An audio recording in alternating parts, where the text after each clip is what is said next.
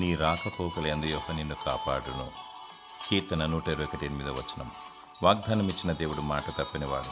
నిన్ను కాపాడువాడు కునుకడు నిద్రపోడు. తన దూతలకు ఆదేశించి నిన్ను భద్రపరుస్తాడు. ఈ రోజుల్లో గ్యారంటీ లేదు. అవాంతరములు, అపాయములు, విపత్తులు, యాక్సిడెంట్స్ సంభవిస్తున్నాయి. నీ బిడ్డలు ఇంటిలో నుండి బయటకు వెళ్తున్నప్పుడు యేసుక్రీస్తు ప్రభునకు ప్రార్థించాలి. నీ బిడ్డలు మరల క్షేమంగా ఇల్లు చేర్చమని కీర్తన 121 ఉన్న వాగ్దానాన్ని ఎత్తిపట్టి ప్రార్థించాలి.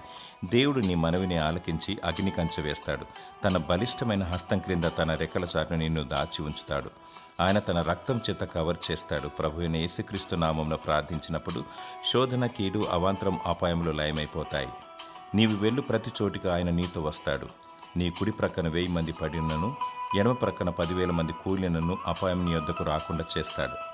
దేవుని స్తుతించి మహిమపరచు. దేవుడు నిత్యము నీ ప్రయాణంలో తోడుగా ఉండి నిన్ను భద్రపరచునుగాక. Amen, amen, amen.